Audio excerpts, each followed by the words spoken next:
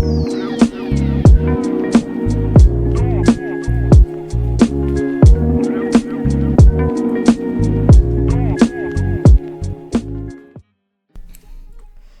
сайн байцгаана. За нэг хоёрын гороо. Сайн байцгаана уу? Тэргэлэн. Уянга байна.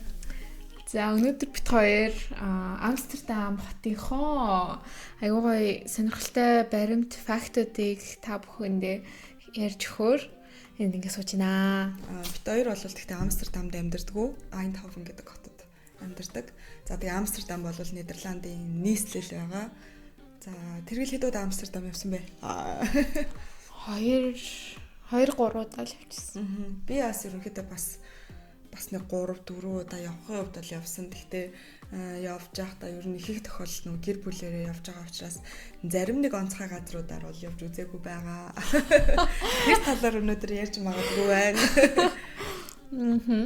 За тэгээд бит хоёрын өнөөдөр ярих гэж байгаа хамгийн эхний факт болвол за Амстердам нь бол мэдээж Нидерланд улсын нийслэл.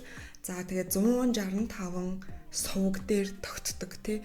Тэнгүүдээ ЮНЕСКОд анх удаа 100 км-ийн каналаа бол бас бүртгүүлж исэн байт юм байна. За тэгээд газар нутгийн хувьд болохоор хойд далай буюу юу лээ? Бид далаануудыг хэлдэг шүү. За чараа юу мөн түүнчлэн далайн түвшнөөс бол 2.2 м доош хасах 2 м-т байд юм байна. За манай Монгол улсын хувьд болохоор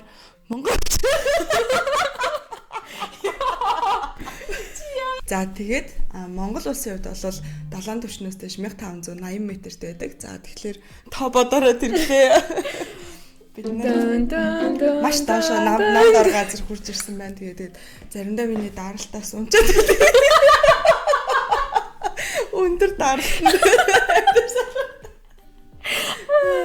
За тэгээд газар нутгийн хувьд бол юм байна. Хоёр дахь факт нь болохоор аюудаг ундаг дугуй. Тийм ундаг дугуй та. Тэгээд хүмүүс болохоор бүр хүнээсээ их илүү их дугуй ингээд гадаа байж идэг гэж ярьд юм билээ. Тэгэл ер нь бол энэ бол Нидерланд даяараа. Гэхдээ Амстердам бүр бас илүү их төлөрсөн бай. Ер нь бол одоо Монголч ингээл машин төгжирж байгаа шүү дээ. Тэрэн шиг одоо Амстердам ч юм уу өөр том хотуудад бол нөгөө дугуун тийм хөдөлгөөн айгүй ихтэй. Дугуун төгжирдэг. Гэрэлтэй ингээд тусдаа нөгөө замтай, зам нь ингээд гэрэлтэй байдаг учраас тэрэн дээр бас юм айгүй их трафик үүсдэг. Жохон аюултай талтай ордог. Бид хоёрын байдаг хотын хувьд болохоор ерөнхийдөө тийм ч их хүн байхгүй. Тэгээд дугуй яг нөгөө нэг ажлын цагийн үеэр л яг эд цаг нь байдаг болохоор бусад үедээ бол хөдөлгөөн хайрцангуй гайгүй. Тийм. Хөдөлгөөнд ороход.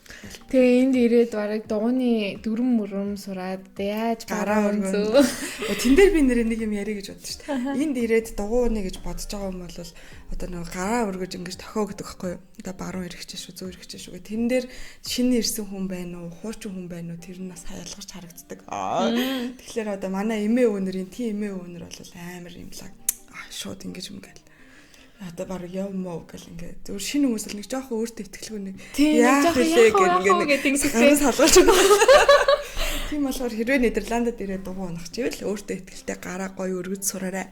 Тэгээ одоо манай найзууд донд ингэж өргөдөг хүмүүсээс байдаг байгаа.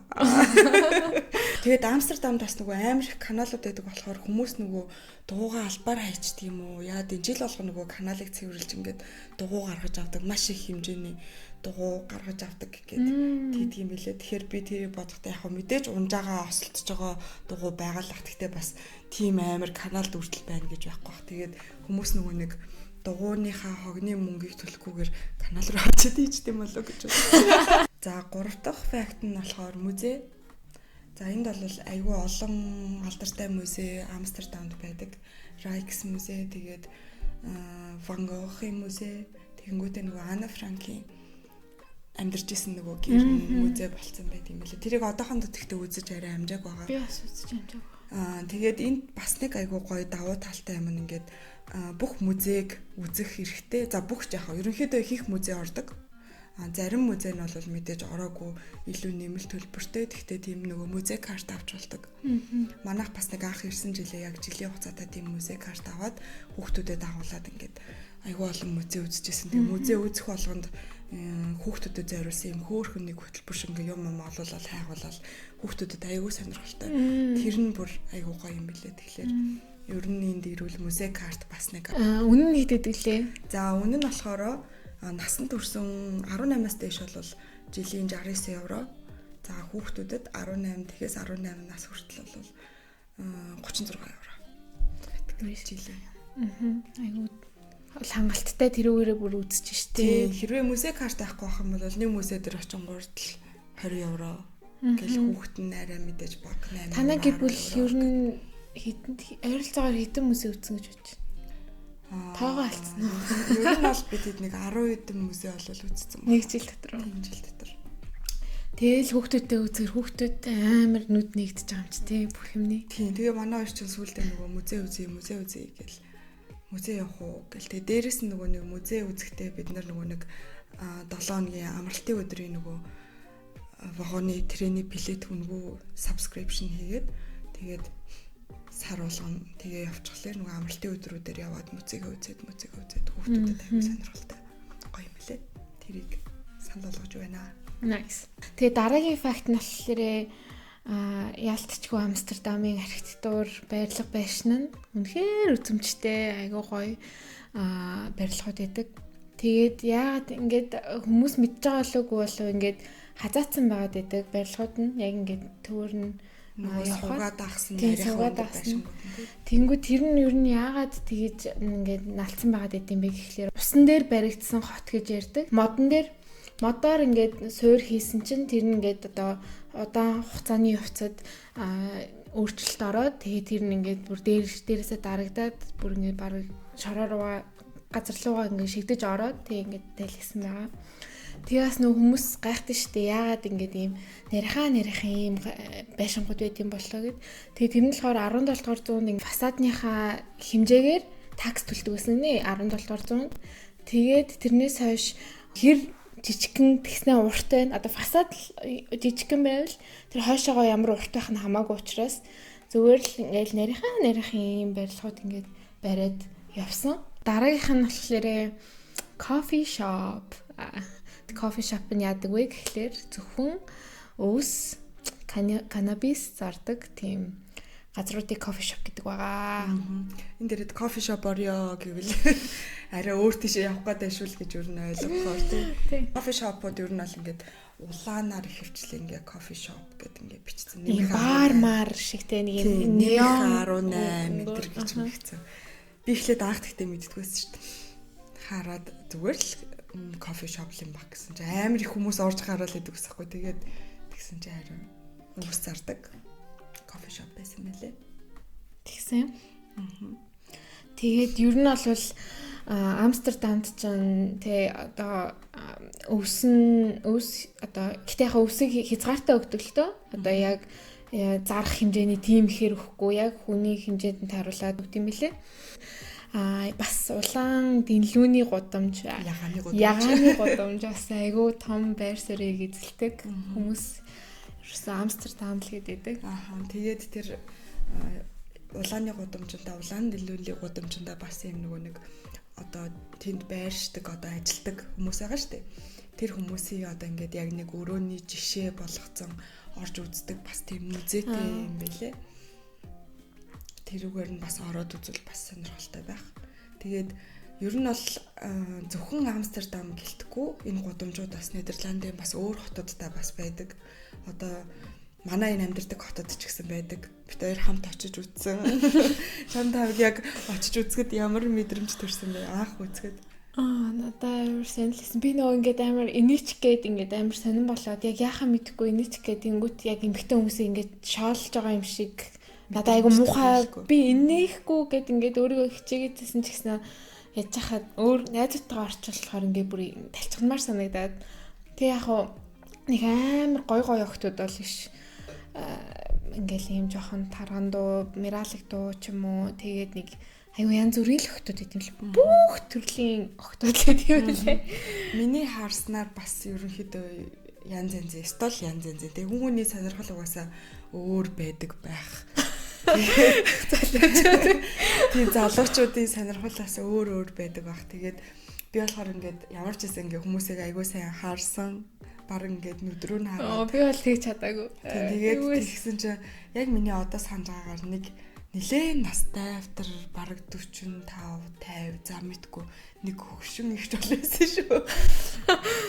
Тэгээд янз янз л хүмүүс байдаг билээс та хар шар бор цагаан тий бүх энэ нөгөө нэг яг аль биесны ажил эрхлэлт гэж явдаг учраас тий бүх юм шинжилгээнд хамрагдаад эрүүл мэндийн үзлэгт ороод тэгээд мэдээж зөндөө бас тэр одоо нөгөө нэг өөрөөгөө түрээсэлж байгаа төлбөр мөнгө такс юмнуудаа аль биес орон төлөөд тэгээд тэгэнгүүт бит хоёр ер нь яагаад ингэж Амстердам, Нидерланд ингэж ийм юугаараа одоо улааны ягааны гудамжаараа ингэж танигдсан яагаад ийм соёлтой юм бэ гэж судлаад үзсэн чинь угаасаа ийм далайн ирэг дээр байдаг хот учраас ингэ далайн дээрэмчд далайн тийм далайн дээрэмчд одоо нэг усан онгоцоор аялж ирж байгаа хүмүүс их чинь дээр үед бол тэр чинь нөгөө далайн дээрэмчд усан онгоцоор аялж ирж байгаа хүмүүс их чинь юу тийм далайн тэнүүлчд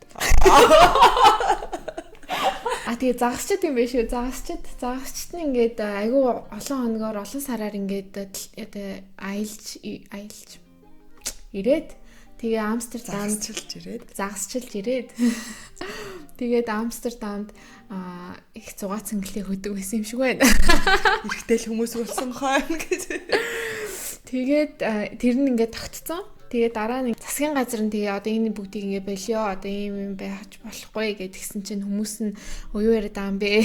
Эн чинь манай ингээд тогтсон соёл штэ гэд. Тэгээд мэдгүй авч үлдсэн байх уу. Ер нь ингээд дөр үн ханшин хэрэг ингээд харсан чинь ер нь бол ингээд цонхон дээр ингээд бахан хүүхнүүд ингээд зогсож идэг. Тийм улаан гэрэлтэй. Амстердамын хол бүр амар юм билээ. Хүүхнүүд нь ч гэсэн гоё.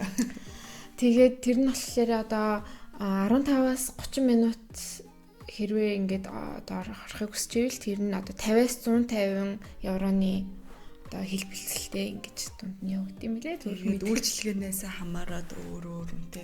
Гэхдээ ер нь 50-аас дээш тий.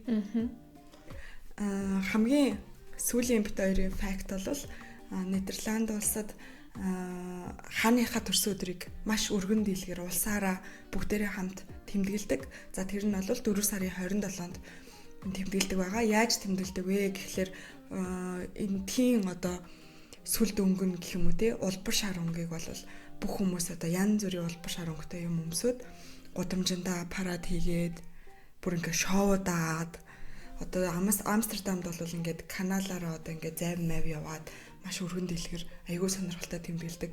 Тэрнийг бас харуул хүмүүст айгүй сонирхолтой байж магадгүй. Хараад ахад ёо ямар яаж ингэж гоё шоудаад байгаа юм бэ? Тэгэл ингээл нэг амьдралаа зохицуулаад юмтайгаа ингээд яг шоудах үедээ ингээл бөөнөрөө улс даяараа ингээл одоо тэр хааны төрс өдөр байна, карнавал байна. За өөр ямар өдрүүд идэг лээ. Шоуддаг яг нэг ийм үеүүдтэй бол ингээл залуучууд нь юунууд нь бүгдээрээ ингээл бүр нэрээ next level. Шоудал 6 цэнгийн бол эднэр бол авч чадж байна. Тэр зэрэгээрээ бас ажиллаач хийж байна. Тэгээж л одоо аз жаргалын төвшин их байна да. Тийм өнгөрсөн жилийн судалгаагаар 2024 оны судалгаагаар Нидерланд аз жаргалтай улсын жагсаалтанд 6-т орсон байлээ. Ерөнхийдөө байранд 5 6 гэж хэлбэлцэл байж идэг юм байлээ. Тэгээд чи аз жаргалтай юм уу? Жаргалтай. Би ч гэсэн. За тэгээд манай бичлэгийг энэ хүртэл үзсэнд баярлалаа. Дараагийн дугаар хүртэл баярлалаа. За тэгээд Нидерланд нь бол факт нь болохоор ундаг